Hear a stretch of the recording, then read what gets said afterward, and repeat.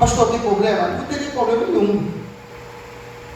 O problema é que quem ouve e não tem instrução, ela acha o seguinte: se ela é santa, não pode tocar nada, porque eu sou pecador.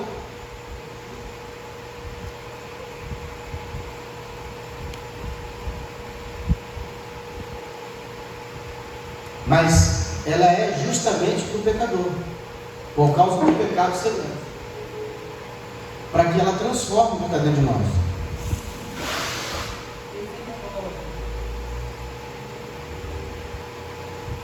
Versículo 7: a todos que estáis em Roma, amados de Deus, chamados santos, graça e paz de Deus, nosso Pai, graça e paz de Deus, nosso Pai, e do Senhor Jesus Cristo. Primeiramente, dou graças ao meu Deus por Jesus Cristo, acerca de vós todos, porque em todo o mundo é anunciado a vossa fé. Porque Deus, a quem sirvo em meu espírito,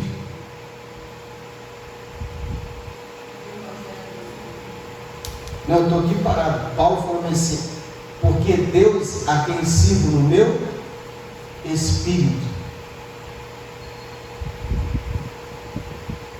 Porque só podemos servir a Deus em espírito.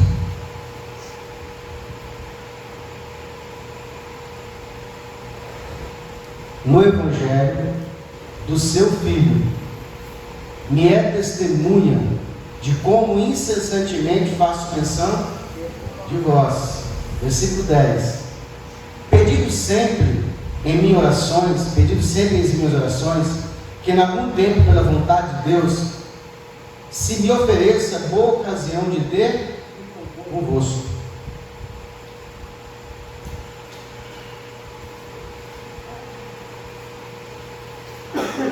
Paulo está falando aqui que para ele ir lá onde ele queria, Deus tinha que permitir. Por quê? Escravo. Quem não é de si mesmo não tem vontade. Viu aquela pessoa que ela faz os planos dela? Não, meus planos estão prontos já, vou viajar e acabou. Olha, você fala, cara, como é que consegue? Eu tenho que pedir permissão a Deus, eu tenho que perguntar ao Senhor se é da vontade de Deus. Gente que prova de igreja, não querem saber. Paulo está falando que ele queria mudar, mas ele esperava a confirmação do Senhor. Versículo 11: porque desejo ver-vos para vos comunicar algum dom espiritual, a fim de que sejais confortados.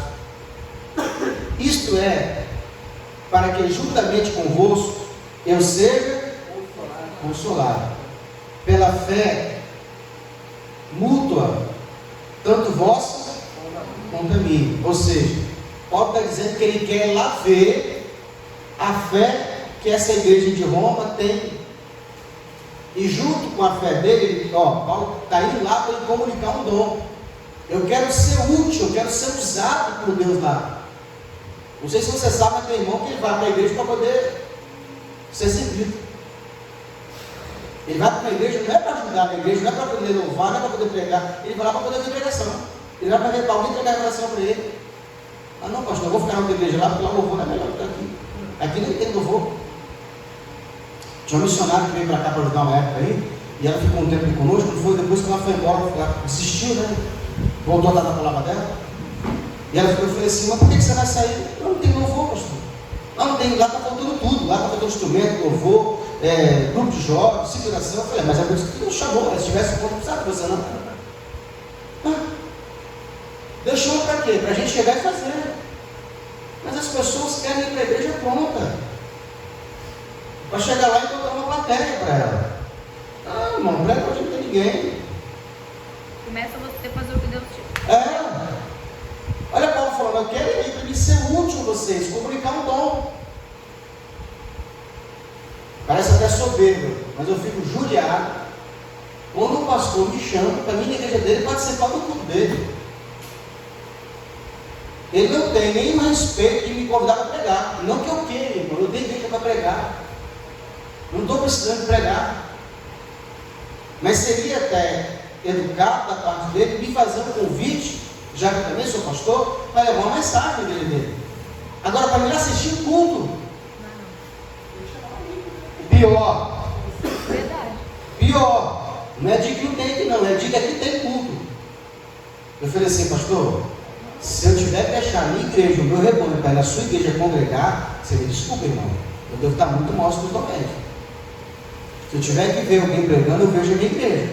Vejo os meus irmãos, as minhas ovelhas. Sento lá e não vou aqui.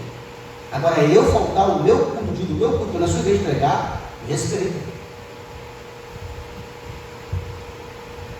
Eu não acho errado a pessoa que está num dia que não tem culto na igreja dela, tem outra igreja de repente para ajudar, de repente participar do culto.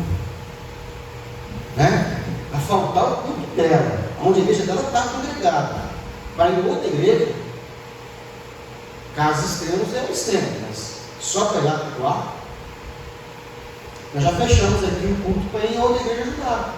Como a pessoa da outra igreja, ela nos ajudava, o dia que ele pediu, nós fechamos aqui, fomos à igreja toda para lá para ajudar ele. Diferente. Paulo está falando aqui, ó. Versículo 13: não quero, porém, irmãos, que ignoreis que muitas vezes propus ter convosco, mas até agora eu tenho sido. Está vendo aí? Quem pediu ele? Satanás? Não, Deus. Deixa eu fazer uma pergunta aqui. É só comigo que isso acontece ou com vocês também acontece? Que você percebe que Deus está te pedindo de fazer alguma coisa? É Deus. Você percebe como Deus fechou uma porta? Ou você, assim, você percebe quando o mundo espiritual fechou a porta para você, você sabe que é Deus? Ou você acha que sempre é o Satanás? Não. Pior que eu estou passando a Deus. Não estou lascado. Não estou passando por uma luta aí nesses dias. Glória a Deus por isso. É coisa grande que está vindo. Eu falo com Deus todos os dias, você vai abrir a porta ou não vai? Irmão, gente chegando assim para fazer negócio, o senhor falou comigo assim, não faz.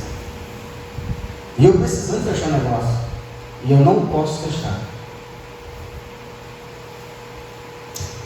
Semana retrasada, tinha um cara que ia alugar meu carro. O carro que eu tenho lá para alugar. E o cara com dinheiro, irmão. O coração fechou, eu falei, eu botei muito obstáculo, sabe, para não falar não. O carro estava lá, botei um monte de obstáculo, meteu o valor, só para ver se era de Deus. E o cara desistiu. Amém, glória a Deus. Eu falo desse livramento, Deus que não quis. Um coração triste, irmão, precisando de dinheiro. Daí hoje eu estou lá chegando com o carro lá na porta, lá, está uma viatura parada, o policial me para e pergunta assim, você mora por aqui? Eu falei, moro, mas está na casa minha. O policial tira o telefone, você conhece, rapaz? É o cara que pegou lá o carro. Ele acha que mora nesse beco aí, nós estamos atrás dele. Você agora é tristeza, eu entendi.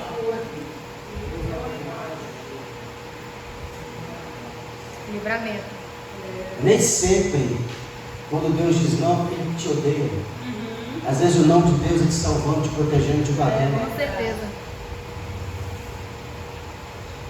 É verdade. Se você pegasse o café assim que o Brás, ela atrapalhava menos o velho. Depois ela fala que eu pego no pé dela, porque ela vai lá na Lara, depois ela vem aqui no menino, e se ela sair de lá e pegasse o café, ela atrapalhava menos. Mas você parou o menino, parou lá, isso aí já atrapalhou. Se você pegasse e rodasse, viesse que pegasse o café, ela não atrapalhou ninguém. Aí parece que eu estou pronto, mano, eu estou dando aula, gente. Vem louvar aqui na frente, quando você estiver louvando, eu vou fazer isso pra você ver. Ao que você estiver dando pregação, eu vou fazer isso pra você ver como é que atrapalha. Eu sou extremamente analítico, me atrapalha. Ó, agora é filho. É difícil, né? Vamos ter que fazer uma oração de descarrega aqui antes do culto. Não quero, porém, irmãos, que ignoreis que muitas vezes nos propus ter convosco, mas até agora tenho sido impedido, para também ter entre vós algum fruto, como também entre os demais gentios. Eu sou devedor, tanto a gregos como a bárbaros, tanto a sábios como a ignorantes.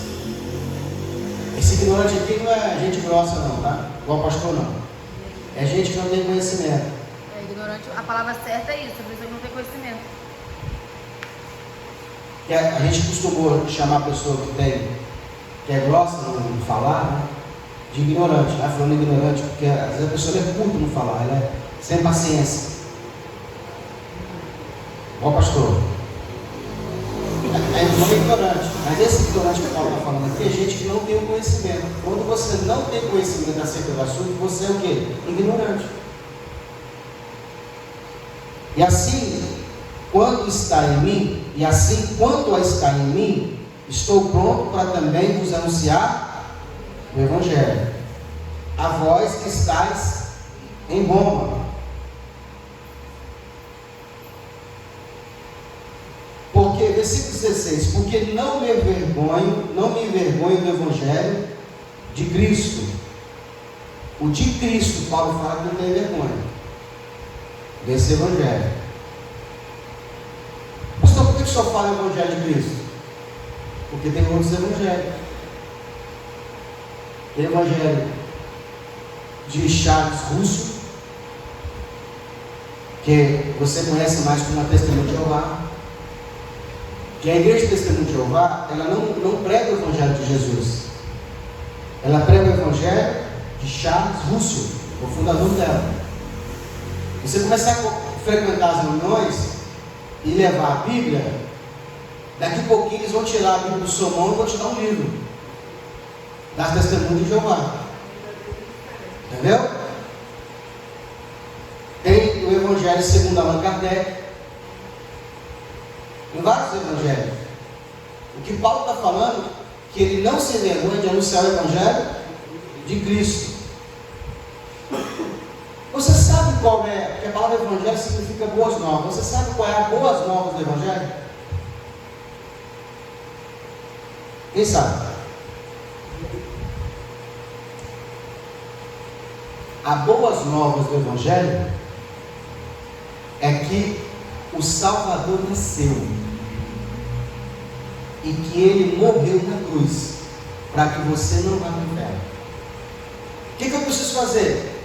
Crer que Deus enviou o seu Filho para morrer pelos seus pecados e que Deus o ressuscitou dentre os mortos. Se você crê nisso, você recebeu as boas novas do Evangelho. O Evangelho da salvação fala disso. Está entendendo? Então, a gente tem que entender o seguinte: o que vai salvar a pessoa é que a gente prega o Evangelho e depois ensine sobre ele. A gente tem que pregar sobre a salvação para quem não é salvo. E depois que a pessoa aceitou e foi salva, agora a gente ensina. Não faz sentido nenhum, no dia de hoje, que só tem crente salvo aqui, eu fazer um apelo. Faz sentido? E o que a igreja fez durante muito tempo? Se prega a salvação para quem já é salvo. Igreja salva não se fala mais, não se prega a salvação, se ensina sobre a salvação. É o que nós estamos fazendo. Ensinando acerca de Cristo, acerca de como se salvar, qual é o tipo de salvação, de que forma Deus salva. É isso. Para que a pessoa não saia daqui achando que o primeiro pecado que ela tropeçar, ela está no inferno. Olha quão perigoso é a pessoa acreditar que ela é salva por obra. O dia que ela pecar e ela vai pecar, ela vai falar assim: eu estou no inferno. Eu vou fazer o seguinte, eu vou lá para o mundo me entregar, porque eu não tenho mais salvação. Eu pequei. Agora, se ele acreditar que ele não perde ela, que ele é filho, que ele tem identidade, ele sempre vai querer voltar para cumprir o chamado dele. Então, qual que faz mais dano? Pregar que você salve, perde, ou pregar que você nunca perde, mas pode ter a consequência pelos seus pecados? Quando eu falo para a pessoa que ela não perde a salvação, eu dei uma identidade para ela. O fato de ela não estar conseguindo obedecer é só uma questão de envolvimento. Eu percebo que algumas pessoas, essa doutrina, ela não entra na mente dela fácil. Basta ela sair um pouco da igreja e desviar, quando ela volta, tem que ser, ela não sei. Porque olha o que ela pensa, olha o que ela crê. Eu não vou ser agora, não, porque eu estou voltando agora. Tem que dar uma melhorada. Eu sei que tem irmãos que não vêm aqui, que deixam de frequentar porque bebem. E ele começa a caminhar, daqui a pouquinho toma uma cachaça, fica bêbado e não quer ir para a igreja. Vem com a cachaça, irmão. Vem com a bebida. Você não está vendo isso não? Não é você, é bebida para te largar. Quando tem a ceia, ela não ceia. Por que ela não ceia? Porque ela não quer largar a bebida. Mas não é bebida, não é você que vai largar a bebida, é a bebida que vai te largar. Mas ela acha que é errado ela tomar a cerveja o domingo todo e vir para o culto.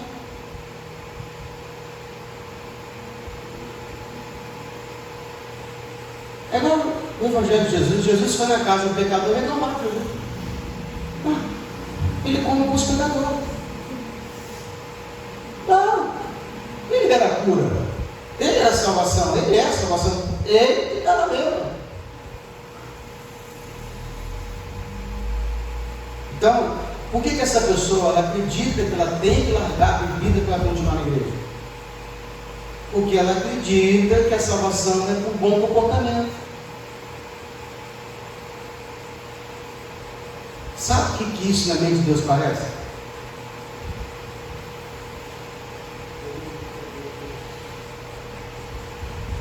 A senhora tem quantos filhos? 3. Hã?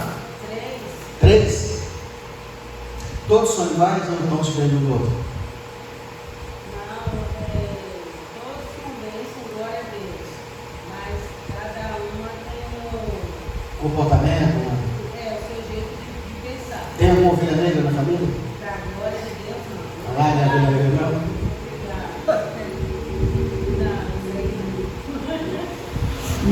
Bênção diferente. Pensa diferente. Glória a Deus, são bênçãos. Mas tem uns que são, tem algum, não precisa falar nome não, tem algum outro que tem um comportamento mais fácil de lidar, tem uns que são mais difíceis. Entendeu? Só para outra gente. Hã? Ai, Jesus! Então tá bom, já descobrimos já. A senhora faz o almoço comigo. Imagine se eu falar assim, mas eu não vou não, sabe por quê? Porque a senhora sabe, eu sou bem difícil. A senhora falar o quê? A importância para mim é que você venha. Não é isso? Eu sou a mais difícil, a mais fácil é a mais nova. E se isso acontecer, ela insiste, enjoa. Peguei. É raro eu não. Então, quando Deus chamou, e Deus chama seus filhos, irmão, até o diabo vai, até o Lúcifer vai. Por quê? Deus chamou. Mas pastor, ele é o diabo daí? É diabo de Deus. É o diabo de Deus, irmão. É filho sem luz, é filho problemático, mas é filho. Para deixar de ser filho, cada um tem um problema, só muda de grau. Muito pior. É só os crentes que têm esse problema, irmão. De achar que tem que vir porque deve. Deveria se aceitar identidade. Ó Deus, eu estou aqui, pai, ó. Você sabe que eu tenho esse problema aí. E se ele pudesse se curar, ele não precisava de Jesus. Então, mais importante do que ele tentar se curar e não vai conseguir, ele vir para a ceia, para a comunhão do corpo, para a mesa, chegar aqui de roubar o Deus e falar para o Senhor: é por isso que isso aqui que eu preciso melhorar. Meu pai, todo domingo ele bebia, tomava as cachaças dele, e quando ele estava bem alterado, estava alegre, ele tomava um banho, botava uma camisa, pegava 1 quilo de feijão, 1 quilo de farinha e ia para a igreja católica. Era fora da curva ele. Nem a nada explica. Meu pai, quando ia na Batista, a gente ia na Batista, todo domingo ele sentava na igreja. Todo domingo. O pastor fazia o apelo, ele botava a mão no peito, chorando e ia até o altar. Botava a mão. O pastor já sabia. Se tivesse no culto uma aula, né? Se tivesse um pregador diferente, que a gente até se empolgava. Aí depois o irmão falava assim: você já diz Jesus já. Meu pai deve ter sentado a Jesus umas 20 vezes, irmão. Bêbado, todas as vezes bêbado. Mais dia. E o dia que ele foi morrer, dia e hora, Deus revelou. Eu não acredito que meu pai vai reinar. Eu tenho quase certeza que ele não vai. Que ele não tem obra. Mas foi salvo. No dia da ressurreição ele vai ser ressuscitado. Vai receber um boleto para pagar, né? Mas o inferno não vai.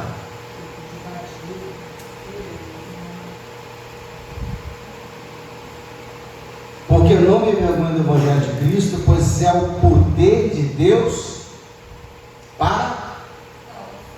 Vamos ler esse versículo? Porque eu não me envergonho do Evangelho de Cristo, pois é o poder de Deus para a... Então o poder de Deus para a salvação não é o bom comportamento, é o Evangelho, é a boa notícia. Qual é a boa notícia? Que Cristo, Jesus nasceu, o menino vos deu, nasceu o Salvador, né? De Virgem Maria, ele morreu pelos nossos pecados. Se você crer com o seu coração, professar com a sua boca que ele é filho de Deus, e Deus o ressuscitou dos mortos, você é salvo. Essa é a boa nova. Paulo está falando desse Evangelho. Então, quando o pregador ele vai para a praça pública e começa a pregar, crê em Jesus Cristo, só não fala que ele pode voltar hoje, que é mentira, mas ele fala que Jesus é a salvação, e isso é o Evangelho. Só que as pessoas precisam entender que ela está indo para o inferno. Eu digo para você que isso aqui é tão poderoso que salva até crente. Essa mensagem é tão poderosa que ela salva crente. Porque eu era crente e fui salvo por essa revelação, porque eu achava que a salvação era um bom comportamento. Eu já acreditava em Jesus Cristo, mas eu não acreditava que Jesus salvava dessa forma, pela graça. Você tem que entender a salvação. Pega aí os crentes que você já conhece, que tem carteira de 20 anos, e chega para ele e fala assim: me explica a salvação. Ele não consegue, irmão. Ele não consegue explicar a salvação. Não entendeu ainda. Se ele não entendeu, ele não está salvo. Você tem que explicar isso para ele. Quais são os passos da salvação? Me explica como é que é salvo. Aí você nota, dá lei para ele, você vai ver que ele se embola. Ele fala uma coisa que ele não crê. Ele fala, mas ele não crê no que está falando. Não me envergonho do Evangelho de Cristo, pois ele é o poder de Deus para a salvação de todo aquele que crê. Primeiro do judeu, também do grego. Ou seja, salvação para o judeu e para o grego. Grego aqui é todo mundo que não é judeu. Eu já fiz o desenho aqui de como Deus enxerga o mundo para a salvação. Deus divide o mundo em 3 partes: Israel, gentil e igreja. Com Israel, Deus trata com a primeira aliança. Com a igreja, a nova aliança, a segunda aliança. E quem não é judeu e não é igreja é ímpio, e ímpio está no inferno. Quem vai para o inferno não é quem peca, quem não crê em Jesus Cristo, quem não tem um acesso ao sangue. E eu vejo muita pregação, e o que eu mais ouço é pregar, pastor pregando, falando que a pessoa pegou o inferno. Nós temos que falar isso até isso no nosso coração. As pessoas estão indo para o inferno não é por causa do pecado dela, não é porque está pecando, é por causa do pecado de Adão. O pecado de Adão, a cura é Cristo. Se você crê em Jesus Cristo, mas tem que crer da forma certa. Professa e ele tem que gravar. Abra sua Bíblia lá em Romanos, acho que é 10, né? Ué. Eu só ler essa parte aqui, você faz a pergunta. 10:9. Romanos 10:9. Tem que gravar isso aqui até você decorar.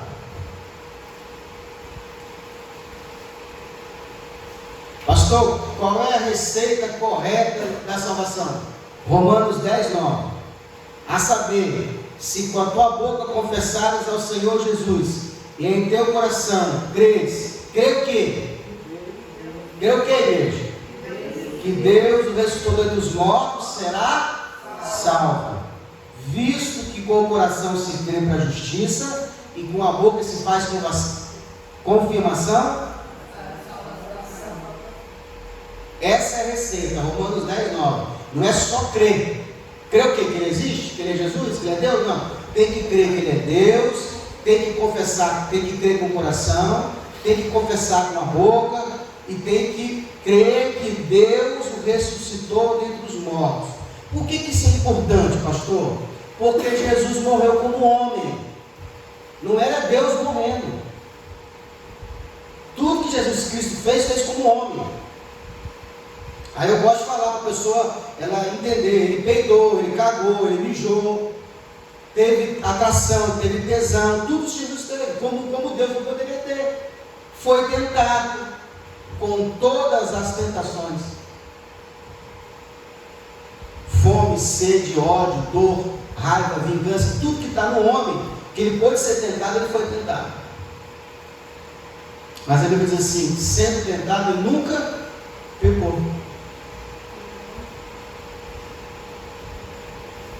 Então tem que ter. E outra, ele não saiu do túmulo sozinho. Ele teve que confiar em Deus Pai, que tirasse ele de lá e trouxesse ele de volta à vida. Isso é muito importante. Porque se você não crê que Jesus Cristo veio como homem, você anula a salvação na sua vida. Esse pedaço do casamento, de 13 ao 15, se quiser ler, é muito bonito ali. A gente vai chegar lá, logo logo. Fala isso aí que eu estou falando. Versículo 17. Porque nele se descobre a justiça de Deus. Nele se descobre, nele quem? Cristo. Se descobre a justiça. A justiça de Deus não é a sua justiça. A minha justiça é a salvação por mérito. Diga comigo assim, a nossa justiça seria a salvação do bom comportamento. Quando a gente conhece a justiça de Deus, isso impacta a gente. O quê? Ele não vai para o inferno fumando, bebendo, cheirando? Não vai. Você não acha justo. Porque justo é Deus te salvar. Que não fume, não bebe, não rouba, não estupra, não mata. Aí seria justo. Mas mente, rouba, deseja mal, fala mal, tem a língua grande. A gente não vê o nosso pecado. Então, entenda que a salvação é pela justiça de Deus. E como é que é a justiça de Deus? Como é que Deus faz para aplicar a justiça dele? Lá atrás, em Adão, ele imputou o pecado de Adão em toda a humanidade. Então, um homem pecou e todos pecaram. Olha como é que Deus é justo. Parece que é injusto, não parece? Mas olha como é que Deus é justo. Então, Jesus Cristo obedeceu, e ele pega a obediência, o mérito dessa obediência, e imputa a todos aqueles que acreditam. Então, como o pecado veio por um homem, ele tinha que sair por um homem. Bastava uma pessoa obedecer e todos obedeceram. É mais ou menos o que a gente faz no dia das eleições. A gente escolhe um candidato para representar o povo. E aquele que recebeu o nosso voto decide pelo povo. Tudo que ele vota é o povo. Quem colocou foi quem? Foi o povo. Essa mensagem, ela está embutida na pregação de Davi. Quando o gigante afronta Israel, o gigante Golias, ele fala assim: não precisa todo o povo lutar. Basta que um só homem, que vocês elegerem, lute comigo. Se ele ganhar, porque o Golias representava o pecado, as forças do pecado. O Golias, ele representava, apontava a força do pecado em nós.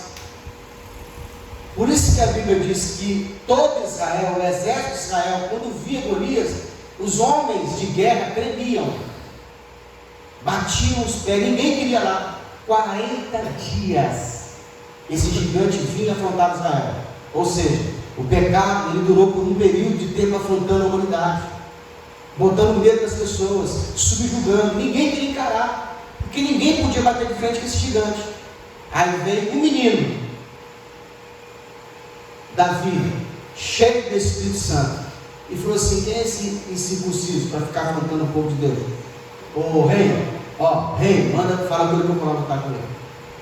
E com uma pedra derrubou o gigante, pegou a espada do gigante e cortou o pescoço. A Bíblia diz assim: aonde está a morte do teu aguilhão? Porque Cristo, na mesma fraqueza da carne, destruiu o pecado.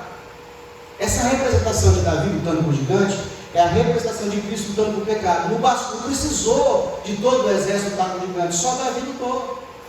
Quem era o representante do povo inimigo? Golias. Quem era o representante do povo de Deus? Davi. Um lutou com o outro. Por um pecado entrou, por um homem entrou o pecado, por um homem saiu o pecado. Essa é a justiça de Deus. Você não precisa obedecer para ser salvo, não. Presta atenção, para ser salvo, você não precisa ter um bom comportamento. Só precisa crer em Jesus. A Bíblia diz que depois que Davi matou Golias, um espírito de ousadia invadiu os exércitos, e eles todos invadiram para frente dos inimigos, lutando. A vitória de Davi fez com que eles tivessem coragem. A vitória de Cristo na cruz tem que te encorajar a lutar contra o mal. Então, é muito importante a gente entender o que é a justiça de Deus. Ninguém é salvo pela justiça do homem. Você tem que entender que a sua mente, quando vai entender salvação, ela entende salvação pela justiça humana. É claro que humanamente é errado o cara que está fumando, está bebendo, está transando com outra mulher e para o céu, irmão. É lógico isso, você falando, não está certo. Mas tem que entender que ele é salvo pela graça. Não é por mérito, não é por bom comportamento. Assim como nós. Paulo dizendo: porque nele se descobre a justiça de Deus, de fé em fé, como está escrito: o justo viverá da fé. E a fé, eu creio o que não existe. Versículo 18: porque do céu se manifesta a ira de Deus. Essa palavra, a ira de Deus, é um momento onde Deus vai cobrar toda a impiedade do mundo. A gente quer se vingar logo. Deus marcou um dia. Deus é paciente, está dando tempo para as pessoas se arrependerem.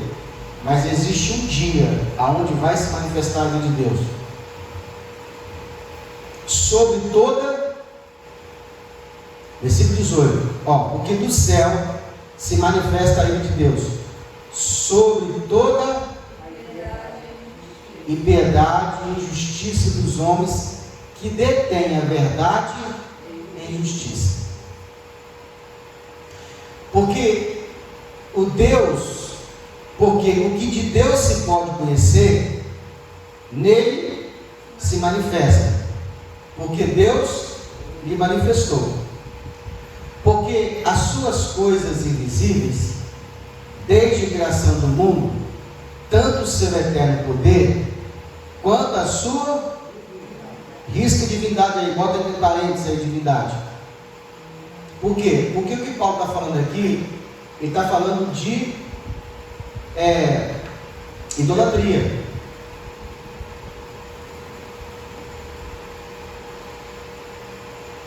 Quando eu adoro qualquer coisa no nível de Deus, é idolatria. Quando eu presto culto, quando eu sirvo, idolatria. Seu eterno poder, quando a sua divindade se entendem e claramente se veem pelas coisas que estão criadas, para que eles fiquem inexcusáveis, ou seja, sem argumento, sem desculpa.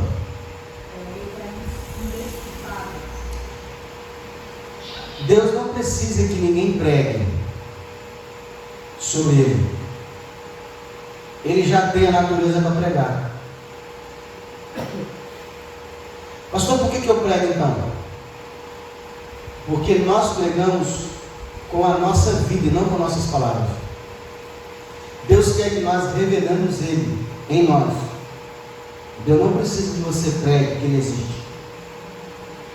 Já tem a cachoeira, já tem os pássaros, já tem o sol, já tem a lua. A natureza, ela prega a existência de Deus. Todo sábio, toda pessoa que tem muita instrução, uma das pessoas mais inteligentes que tem são as pessoas que estudam o espaço. Esses caras que fazem esses cálculos infinitos.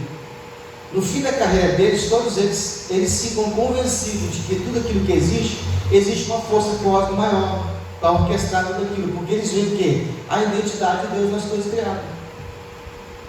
Existe um DNA de Deus em cada coisa criada. E a ciência todos os dias descobre isso. Essa forma que o ouvido tem aqui, não tem essa forma arredondada? Isso aqui se repete na natureza o tempo todo. Oi?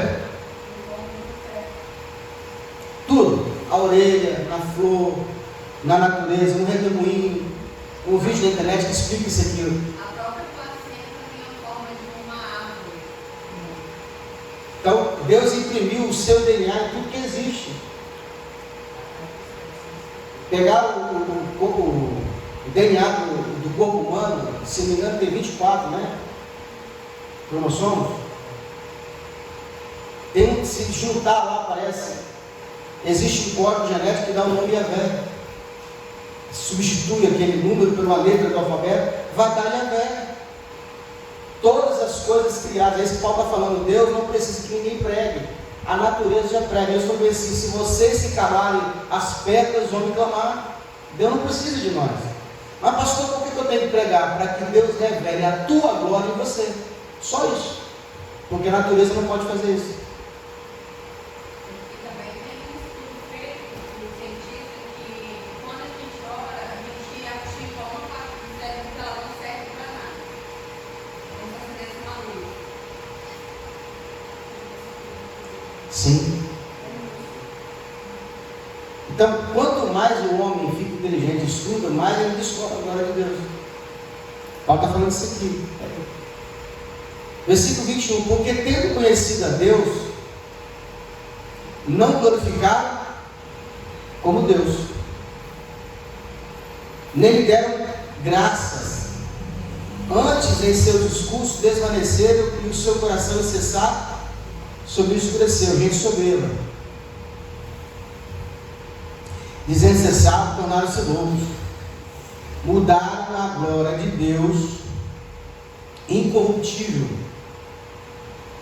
em semelhança da imagem do homem corrupto, de aves, quadrúpedes e répteis. O que Paulo está querendo dizer? Pegaram Deus, que não tem corrupção, e colocaram na semelhança de imagem de répteis, quadrúpedes e aves. Dagon. O que é Dagon? Era um ídolo dos filisteus, que parte do corpo dele era homem e parte era peixe. Aí você fala assim, pastor, é. Aí você vai lá na loja e compra uma coxa para o seu netinho que tem uma sereia. Lindo. Que lindo, né? Tem a mitologia, tem um que é o Minotauro. Do ventre para cima é homem, do ventre para baixo, animal. Vocês já viram a imagem do Bafomé? Hã? Já viram? Irmão, aquilo ali é uma aberração do Satanás, entendeu? O Bafomé é a prefiguração do Lúcifer. Daqui para cima, cabeça de cabra. Daqui para baixo, peito de mulher. Ventre de homem e pés de animal, de cabrito. Nunca viram, não? Não existe.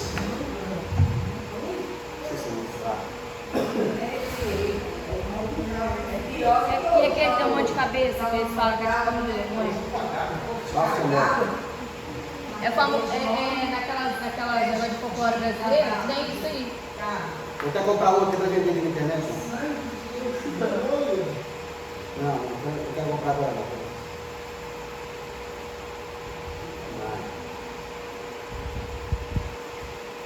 O folclore brasileiro tem. Aqui, ó. Bota aqui na câmera pra ver. Hã? Pro pessoal de casa ver onde. Na câmera. Pegou? Pegou. Ó. Cabeça de cabrito. O que a maçonaria dele? O que a maçonaria gosta de adorar? A estrela aqui da maçonaria. Ó, cabeça de bode, as asas. Peito de mulher. O corpo é de homem, mas o peito é de mulher. Aqueles bichos que transfiguram, né? A perna. Perna dele é de homem. Ó as patinhas dele, ó. Patinha de caba.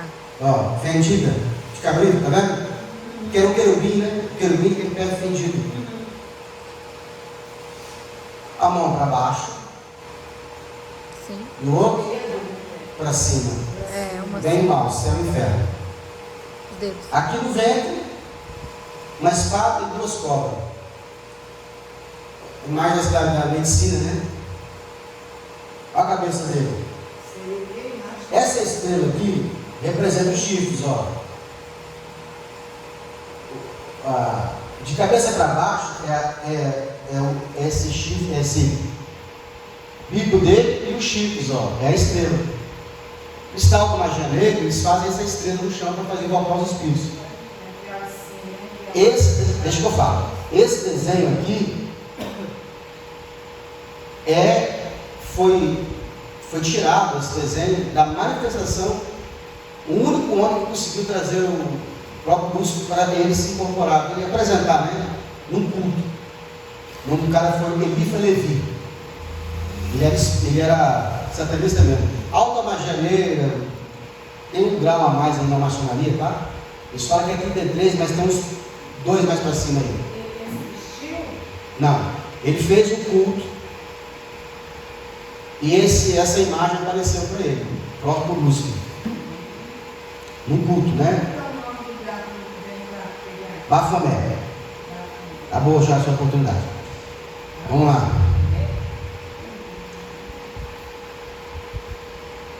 Para onde? Os quadrúpedes, né? Então mudaram a glória de Deus, ou seja, o que é a glória de Deus? Você não pode falar que Deus é representador da imagem. de uma santa, de um santo, de um animal. Lá na Índia, a vaca é santa, é sagrada. Aqui a gente come ela. Churrasco. O elefante também. Entendeu? Tem um país do elefante, que você gente também. Então, você não pode pegar nada que foi criado e colocar no mesmo patamar de que Deus, a divindade, faz oração. E não aceitar que nada dessas coisas frequente a sua casa. Pode comprar um ídolo e colocar na sua casa como se nada significasse para você. O que acontece, pastor? Vamos ver o que vai acontecer aqui? Eu só vou dar uma introdução e depois a gente continua semana que vem, que isso aqui é profundo. 24, bota o dedinho. Pelo que também Deus nos entregou, depois que a pessoa entra na idolatria, ela entra nesse negócio de ficar adorando essas imagens, olha o que acontece. Pelo que também Deus nos entregou as concupiscências do seu, a imundícia, para desonrarem o seu corpo entre si. O castigo dessa pessoa, ela vai estar no corpo dela. Deus é que entregou ela. Por ela ficar na idolatria, ela vai receber no corpo a sentença divina. Geralmente na cabeça, né? Não, aí tem várias partes. Se for feitiçaria na cabeça, tem pessoa que tem do pescoço para cima, do pescoço para baixo. Eu vou entrar numa aula depois mais profundo.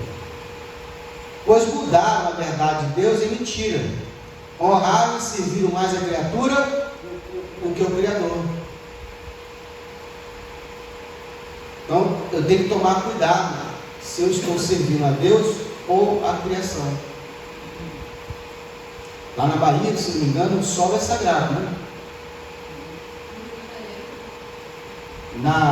No Egito também, Deus Ra, era o culto ao sol. Comemorado no dia 25 de dezembro. Pegaram essa mentira e introduziram na igreja dizendo que é o nascimento de Jesus.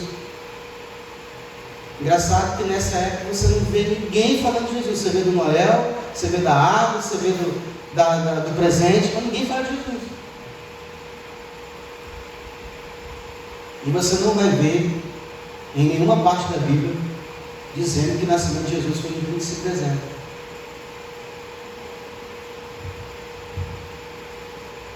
Dar a verdade de Deus, você vê a criatura do que o Criador, que é bendito eternamente.